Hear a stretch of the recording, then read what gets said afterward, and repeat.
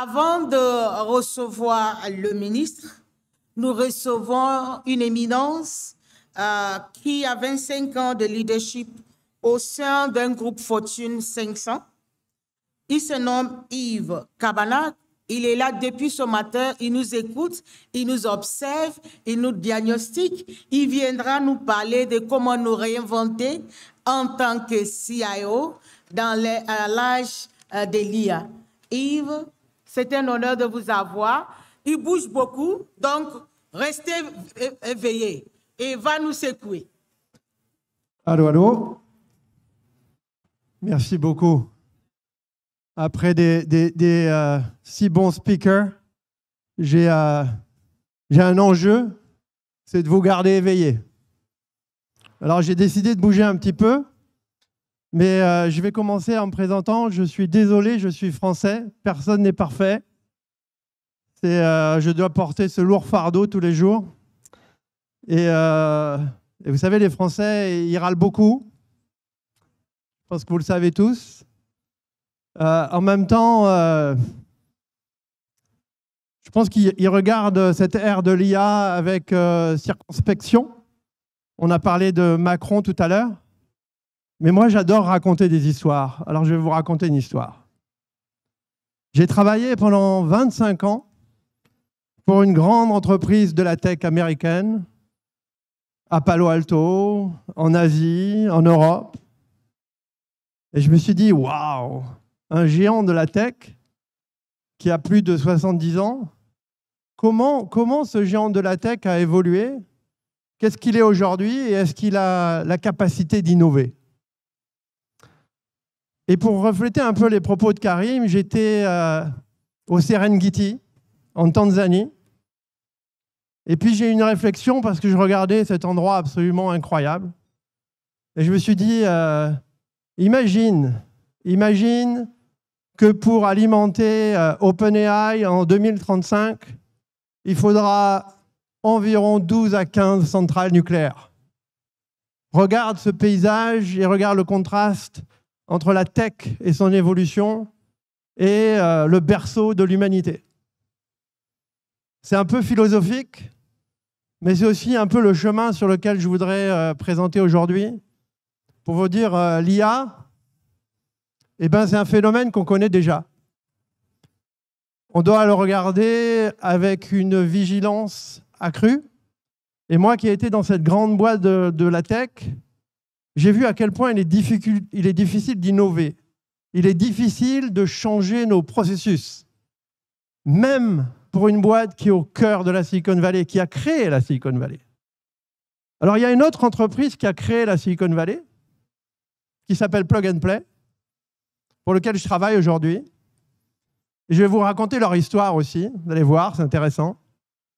Et on va faire un cheminement ensemble entre l'image du Serengeti, l'évolution d'OpenAI et ces fameuses centrales nucléaires. Et vous allez comprendre pourquoi j'assemble l'ensemble de ces éléments ici en Afrique et qu'est-ce qu'on peut faire tous ensemble et quel est le rôle de la DSI dans cette transformation majeure qui arrive. Alors la première chose, si on peut, il est où le clic? Il est là.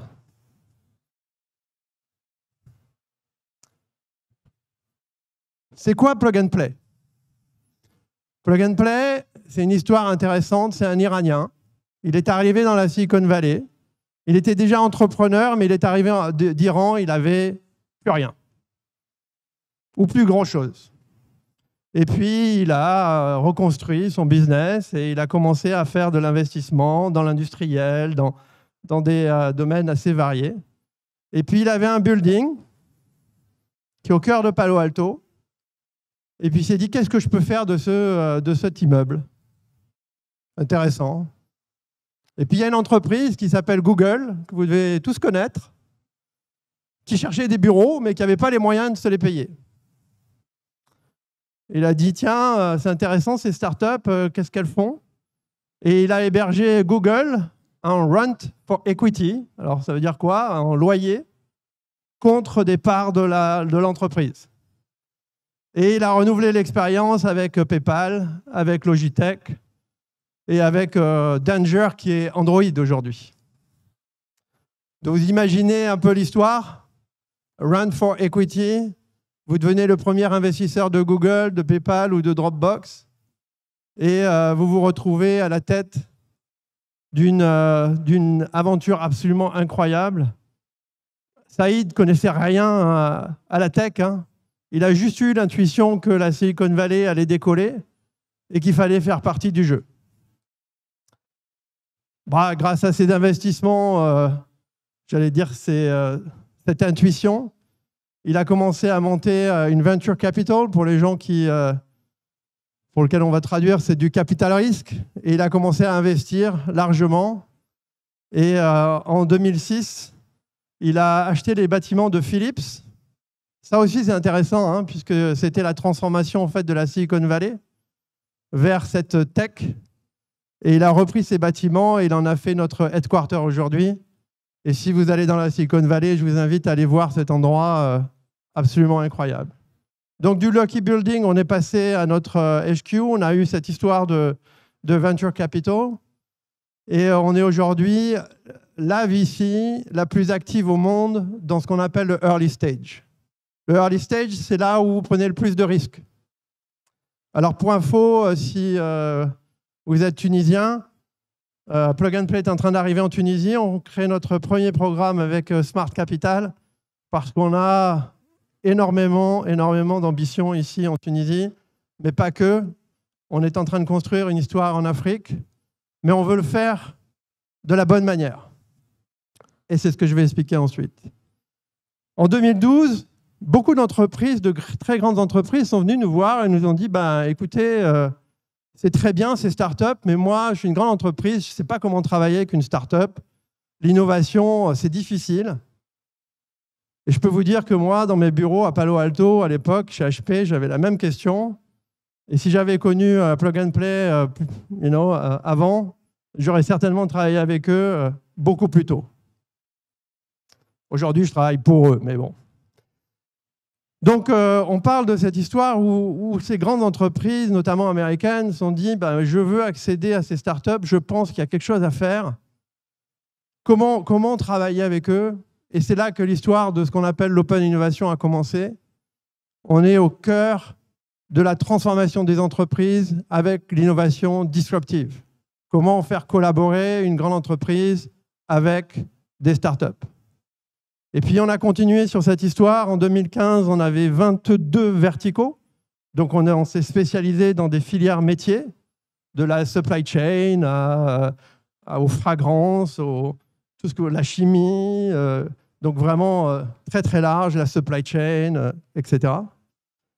Et puis aujourd'hui, on a avancé et on est sur une trajectoire absolument incroyable. Puisque si vous regardez notre présence, on a aujourd'hui plus de 60 bureaux dans le monde et plus de 600 grandes entreprises qui travaillent avec nous. On a 800 personnes qui sont des spécialistes de l'innovation.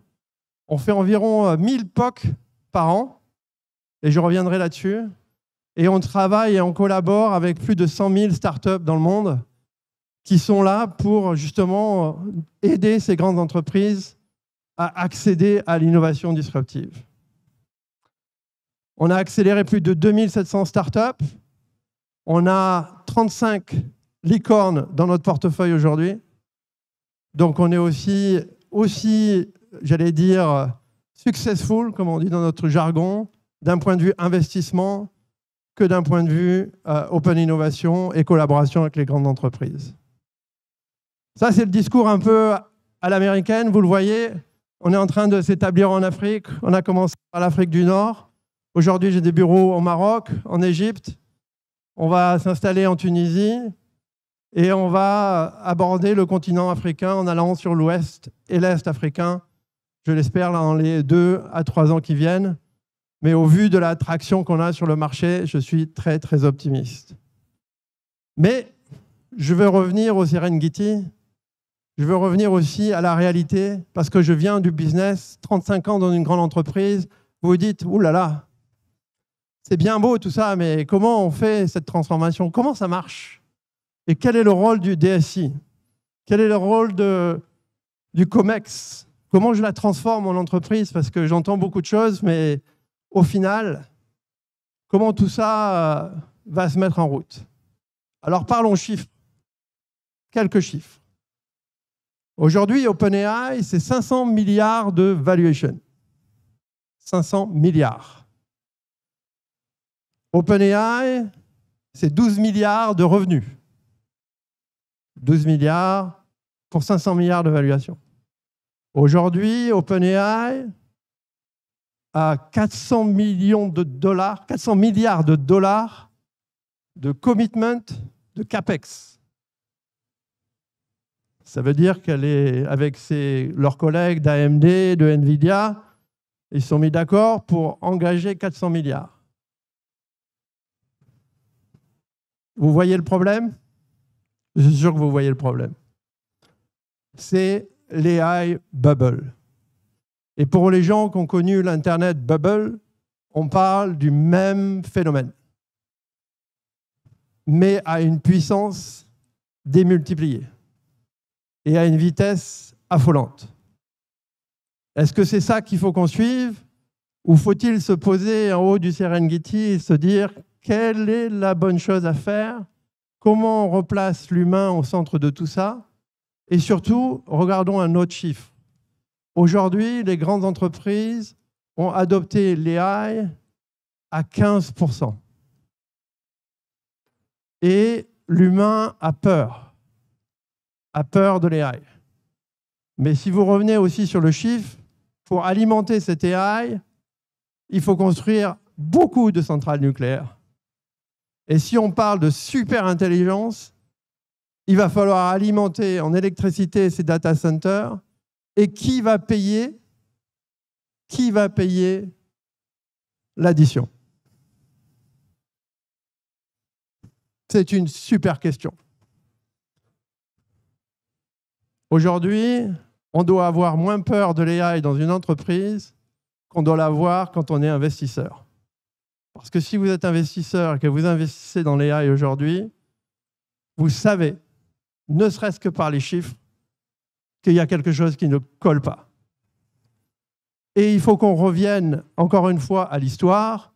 L'Internet bubble, rappelez-vous Yahoo, rappelez-vous pets.com, elle vous dicte déjà ce qui va se passer. À un moment, la courbe d'adoption dans les entreprises va suivre la courbe de l'évolution de la capitalisation de ces sociétés. Et si ils n'arrivent pas à monétiser suffisamment toute cette recherche, tous ces CAPEX, il va y avoir beaucoup de morts sur la route. On est dans une période affolante. Et il faut revenir à la sagesse. Il faut revenir à ce que j'aimais beaucoup dans le discours de Karim, à l'humain. Parce que le problème, ce n'est pas la technologie. Le problème, c'est l'adoption par l'humain et la maîtrise par l'humain de cette technologie. Je vais prendre 30 secondes, je me remets en haut du Serengeti, je regarde ce magnifique paysage et je me dis, j'ai certainement pas envie de voir une centrale nucléaire pour aller alimenter les AI de la Tanzanie demain au milieu de ce paysage. Ce que je veux, c'est surtout que les AI soient au service de l'humain, au service de l'entreprise et qu'elles remplissent une mission qui va permettre à mon entreprise de se développer, de se transformer, comme on l'a vu d'ailleurs à l'époque de l'Internet Bubble. Elle a fait peur, il a fait peur cet Internet Bubble. On a vu le e-commerce, on a vu l'Internet se développer partout, on a vu ensuite le smartphone se développer partout. Donc toute la partie de transformation digitale, elle a commencé à ce moment-là. Et si vous regardez la courbe d'adoption, encore aujourd'hui, il y a des entreprises, beaucoup d'entreprises qui sont juste en train de faire de l'adoption digitale. Donc n'allons pas plus vite que l'humain et l'AI ne pourra pas aller plus vite que l'humain. Donc pour revenir à ce qu'on fait et comment on résout un petit peu ce problème, Et je ne suis pas là pour faire du marketing de plug and play, je parle aussi en mon nom, ceux de ma famille, de mes enfants, de ma femme. Et comme je vous dis, j'adore les histoires. J'ai été voir ma femme, elle est psychologue. Et je lui ai dit, pourquoi tu n'utilises pas un peu l'IA? Elle dit, oh là là là là, surtout pas. Je ne veux pas toucher à ces trucs-là, ça ne fait aucun sens. Et je me suis dit, tiens, ça fait du sens, ça. On parle d'adoption. Et après, je lui ai dit, mais si je t'enlève ton Internet et ton PC aujourd'hui, oh là, surtout pas. Donc, l'évolution, elle prend du temps. Elle va prendre du temps et il va falloir que les DSI, qui jouent un rôle clé dans cette adoption, prennent un rôle de change management. Et je pense que le discours de Karim était vraiment pointu là-dessus parce qu'il réfléchit par rapport à l'adoption de comment vous, DSI, demain, vous allez aborder cette IA pour être certain d'en être le garant, aussi sur les problématiques de cybersécurité, mais aussi de booster son adoption en se centrant sur l'humain et la place de l'humain dans l'IA. Donc nous, on fait des accélérateurs, des incubateurs, on fait de la corporate innovation. Bien sûr, on investit aussi, mais on travaille avec toutes ces grandes entreprises qui aujourd'hui, et il nous faudrait beaucoup de slides pour vous dire un petit peu les partenaires avec qui on bosse, mais on travaille aussi avec les gouvernements, par exemple en Égypte, vous verrez, ou au Maroc, à la transformation des institutions, en se centrant sur l'humain et l'adoption. Et ces grandes entreprises, elles ont le même problème. Elles veulent l'IA, et le CEO va vous dire comment ça se fait qu'on n'a pas encore la capacité de travailler avec de l'IA. Et puis de l'autre côté, vous avez un agenda à côté DSI, de sécurité, un peu conservateur. Encore une fois, la même histoire que l'Internet. Et donc on les aide à adopter l'IA, mais on leur montre aussi que nous, en tant qu'investisseurs, on voit comment l'IA va aider sur ces agendas, va aider sur le développement de start-up innovantes au service de vos entreprises. Et c'est souvent une question qu'ils nous posent, ils nous disent à la fois vous êtes un prescripteur dans l'innovation, mais en même temps vous êtes un investisseur. Comment investissez-vous? Alors je vais vous donner un exemple. On a une start-up africaine que vous devez connaître qui s'appelle Flutterwave, qui est la première licorne africaine. On a été un des premiers investisseurs de Flutterwave. Et ce n'est pas pour rien parce qu'on sait qu'aujourd'hui, l'Afrique, c'est un territoire absolument fantastique pour développer nos prochaines licornes. Et on investit dans des entreprises dont on sait que le potentiel pour répondre aux besoins des entreprises est là.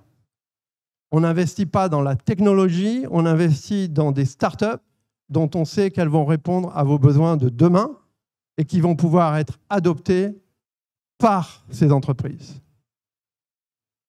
Ce que je regrette,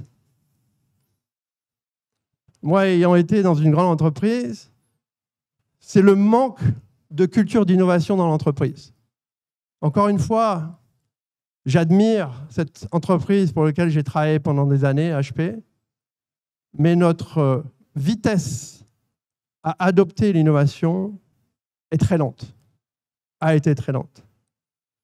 Et il y a un modèle aujourd'hui qui est de s'assurer que la collaboration entre les fonctions de l'entreprise, ces accélérateurs, ces incubateurs, cet écosystème qui sait innover, est essentiel.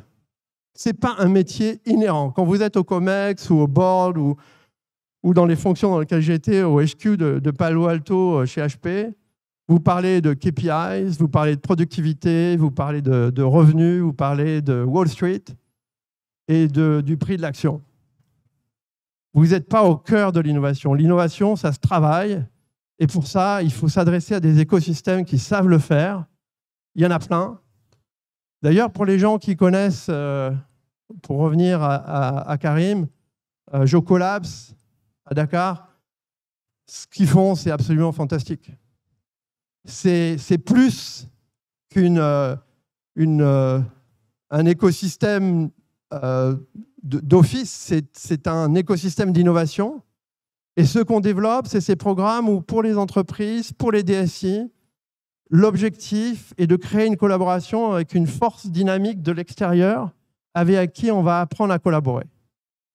En Tunisie, il y a énormément de startups qui ont envie de travailler avec les entreprises, avec les gouvernements, mais qui ne savent pas le faire. Et de l'autre côté, on a des DSI et des entreprises qui veulent travailler avec ces startups, mais qui ne savent pas le faire.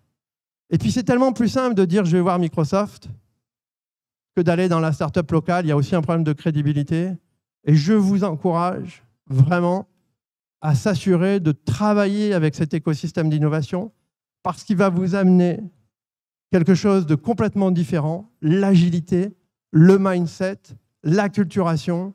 Il va collaborer avec vos propres collaborateurs et il va booster cette culture de l'innovation dans vos DSI, mais aussi dans votre business. Je pense que le DSI a un rôle clé à jouer en tant que moteur de la transformation de l'entreprise. Mais pour ça, il faut qu'il se donne les moyens et il ne peut pas le faire dans son mandat classique. Il doit le faire dans un mandat beaucoup plus large. Donc, il faut qu'il passe de « je sécure l'IT, la cyber » à orchestrer l'agenda AI. Il va falloir qu'il travaille sur le risque de l'AI, la gouvernance de l'AI, mais il doit changer le mode de fonctionnement. On n'est plus dans des projets classiques, on est sur de l'adoption, du change, de la compréhension business, on est sur des AI qui, par moments, hallucinent. Il va falloir prendre des risques dont parlait Karim. Il faut que cet AI Enablement Layer, il avance en même temps que les progrès de l'entreprise, drivé par les KPIs de l'entreprise. Je pense que le DSI de demain a un rôle absolument clé d'orchestration de l'AI s'il trouve les moyens de collaborer avec les acteurs de l'innovation qui ne sont pas dans le même espace-temps, qui n'ont pas les mêmes méthodes, mais dont vous pouvez tirer d'énormes bénéfices. Et vous devenez stratégique dans la transformation. On l'a vu entre le CIO et le Digital Transformation Officer. Demain, l'AI and Data Officer va émerger si le CIO n'a pas pris cet agenda. Oui, il y a de la cost efficiency. Le test and learn,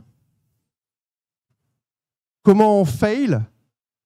Je ne sais pas si c'est un vocabulaire qu'on connaît beaucoup chez les DSI. Est-ce que je peux me permettre d'avoir un projet qui ne fonctionne pas? Karim l'a encore dit tout à l'heure, oui.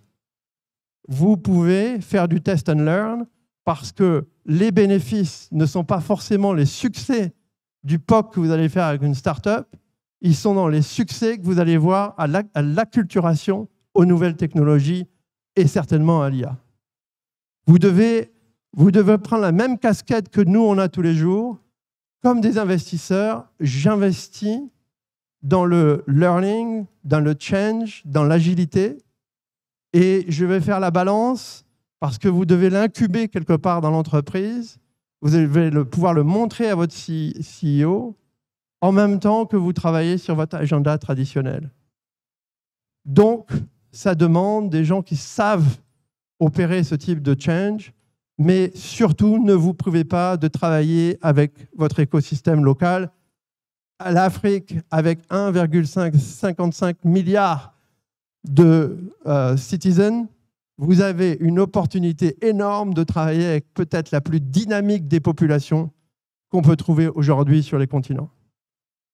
Donc, une chance et une opportunité, toujours dans un esprit de placer l'humain dans l'adoption, de travailler à un agenda où vous acculturez et vous avancez tout en montrant à votre CEO, à vos patrons, comment vous faites avancer cet agenda en lui montrant des trucs un peu cool, parce que c'est ce qu'ils aiment voir. Et oui, ça peut ne pas marcher, mais ce n'est pas ça qui est important.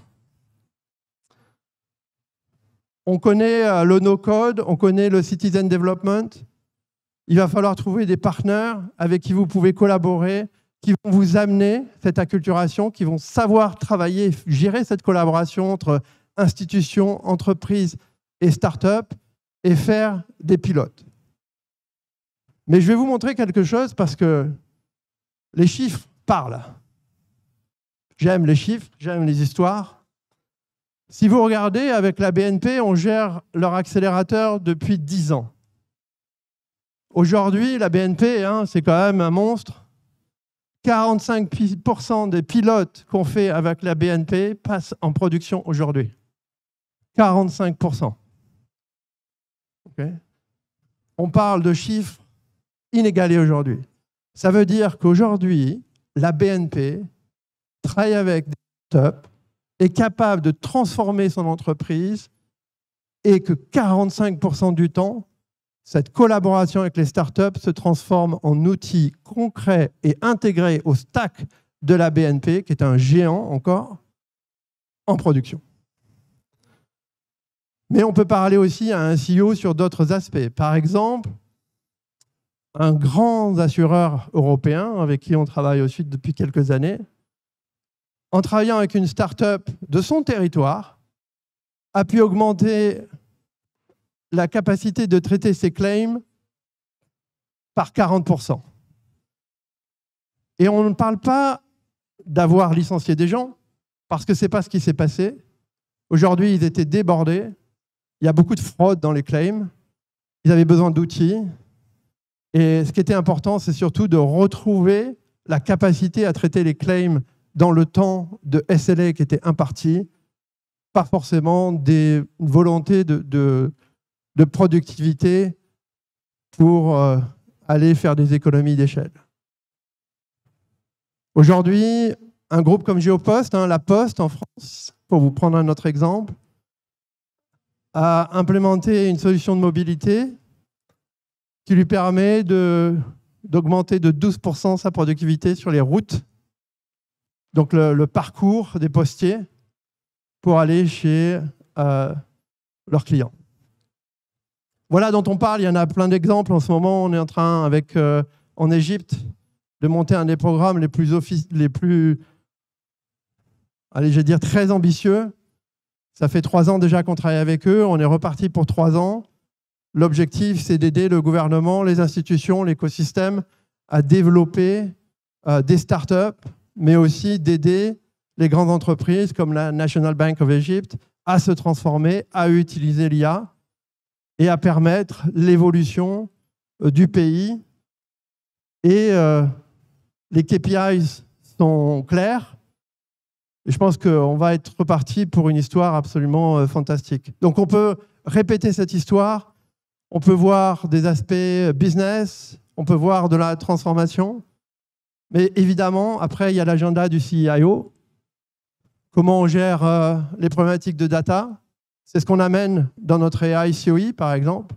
Comment on vous aide à gérer les problèmes d'intégrité, les problèmes de gouvernance, parce qu'il n'y a pas de policies. Donc, il va falloir trouver la bonne gouvernance et l'implémenter dans l'entreprise. Il y a les problématiques de misinformation, d'AI hallucinations, qu'il va falloir gérer aussi. C'est pour ça que la collaboration avec les startups sur des process bien précis est importante. Et Karim le disait, il faut réinventer le process parce que les process de demain ne seront pas les mêmes qu'aujourd'hui. Donc l'agentic AI, c'est comme un peu l'histoire de la robotic automation. Vous vous rappelez le RPA, je vais automatiser un process, mais en fait, vous ne le changez pas. L'AI va changer le process. Et pour pouvoir changer le process, il faut que l'humain ait compris comment ce nouveau process va être designé. Donc on replace l'humain au centre de la transformation. À quoi ressemble le process aujourd'hui? Ce n'est pas un problème de technologie, mais si on implémente de l'AI, comment ce process va se dérouler demain, à quoi il va ressembler. Et by the way, le gros avantage par rapport au RPA, c'est que l'AI peut raisonner, Et donc, le process peut devenir beaucoup plus agile et répondre à des contextes qu'il n'avait pas dans le RPA. Donc, on peut faire avancer ces agendas, on peut retravailler ces process pour les rendre plus agiles. L'exemple d'Orange est intéressant parce que c'est tout ce qu'il faut faire pour réinventer ces process et placer l'AI dans le process, réinventer, plus agile et s'assurer que l'humain reste en maîtrise de la chaîne de A à Z. Parce que si l'AI vous échappe, forcément, ça va faire des dégâts. Donc, on parle d'éthique, on parle de collaboration, on parle d'humain. On revient au Serengeti où on regarde ce magnifique paysage et on se dit comment on fait pour s'assurer qu'on va amener l'IA de façon sage, compréhensible, collaborative et s'assurer qu'on va gérer la collaboration avec les différentes fonctions, faire du test and learn, apprendre à prendre des risques, tout en étant sage sur la façon dont ça se déroule, mais on est en contrôle. Ce qui est important, c'est que le DSI soit en contrôle. Sinon, ça se fera sans vous. Voilà, moi, mon message, mon histoire, c'est j'ai été dans une grande entreprise, j'ai vu les limites de l'innovation interne. Je crois que l'innovation externe peut vraiment aider à faire avancer les agendas. C'est comme ça que je suis rentré chez Plug and Play, d'ailleurs. Je pense qu'il y a un vrai AI leadership à construire, que le DSI doit être au cœur de cet AI leadership. Je pense que, et je ne suis pas là pour vous vendre Plug and Play, on peut de toute façon collaborer, si c'est nécessaire, à faire avancer cet agenda avec vous, mais il y a plein d'acteurs aujourd'hui sur le marché.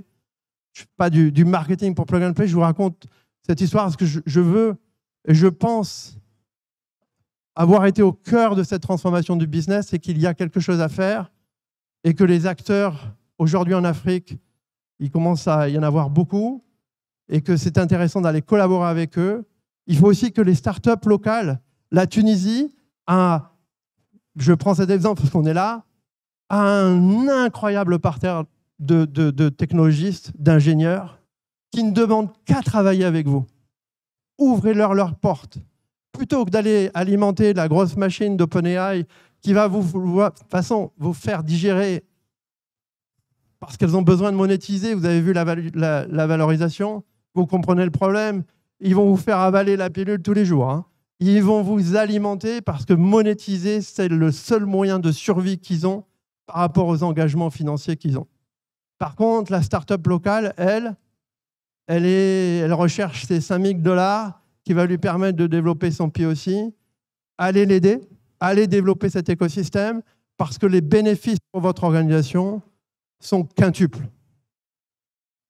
Travaillons, aidons-les, ça va vous aider. Et cette acculturation, vous pouvez les faire avec cet écosystème.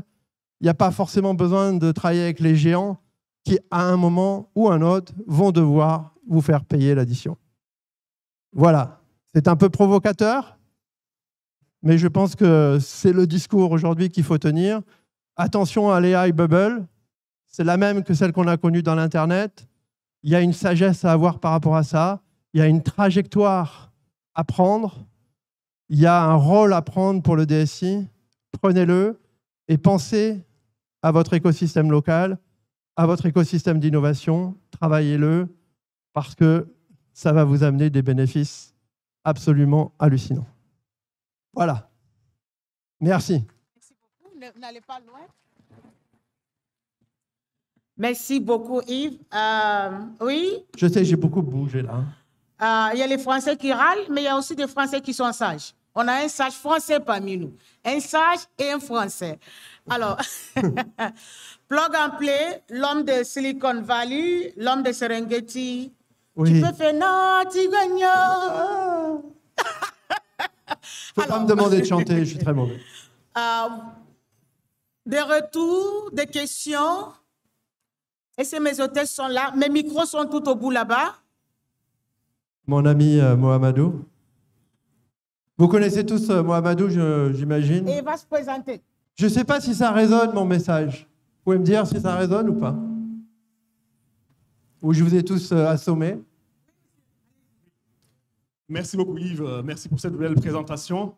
Donc je confirme de tout ce que tu as dit donc, par rapport à Plug and Play pour l'avoir visité, parce que j'ai eu l'occasion d'avoir mené des missions sur place à la Silicon Valley donc, avec Plug and Play.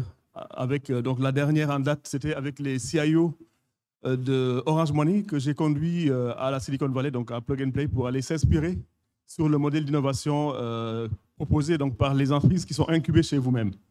Et j'étais très impressionné par ce que j'ai vu. Et par rapport à l'expérience qui se pose aujourd'hui, je voulais savoir, est-ce que ce modèle Plug and Play est transposable sur une réalité africaine ou bien il faut partir sur une nouvelle feuille de route, justement proposer un modèle vraiment disruptif par rapport à l'image de ce que vous avez fait pendant 35 ans chez HP et partir sur une Plug and Play qui est avec une nouvelle vocation et partir maintenant sur une réalité africaine avec tout ce que vous avez venu de dire.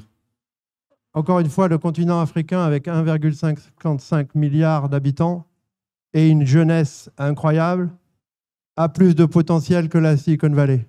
Silicon Valley qui, je l'espère, vous l'avez compris dans mon discours, a un petit problème économique qu'il va falloir résoudre à terme. Alors qu'ici, vous avez des entrepreneurs qui sont capables pour 5 000 $ de faire des trucs absolument hallucinants. Et je pense sincèrement que l'Afrique, c'est le continent de tous les possibles aujourd'hui. Cette jeunesse, une population, un agenda incroyable, des gens qui ont fait les meilleures écoles. Tout ce qu'il faut faire, c'est les garder ici. Il faut que le Silicon Valley Dream disparaisse. En leur disant, vous savez, la Silicon Valley vient à vous, ce n'est pas à vous d'aller la chercher. Parce que si vous cherchez du capital, vous allez le trouver sur le continent. Si vous cherchez un marché, vous travaillez sur le continent. Donc le change management, il est à faire ici, en Afrique, à pousser les entreprises, pousser les institutions à collaborer avec leur écosystème de start-up, de collaborer avec leurs entrepreneurs pour pas qu'ils s'en aillent et partent dans la Silicon Valley. Mais on ne parle pas des mêmes dimensions ni des mêmes échelles. Je suis intimement persuadé, c'est pour ça que je parcours l'Afrique aujourd'hui en permanence, et tu le sais, que l'histoire de l'entrepreneuriat, des startups, il va se passer ici en Afrique et qu'on va avoir un boom absolument historique de l'entrepreneuriat en Afrique. Et on a fait 73 investissements en Afrique de notre côté. On a déjà une licorne, a commencé en 2021. Tu fais le calcul, on n'a jamais vu ça dans l'histoire en termes de rapidité. Ça veut dire que oui, non seulement c'est possible, mais les chiffres le démontrent déjà. Que tu pars du Nigeria à la Côte d'Ivoire, au Ghana ou en Tunisie ou au Maroc, l'histoire qui est en train de s'écrire ici, elle est unique. Et on va voir une des plus grandes transformations en termes de technologie de l'histoire. Merci Yves, merci beaucoup. Je vous en prie.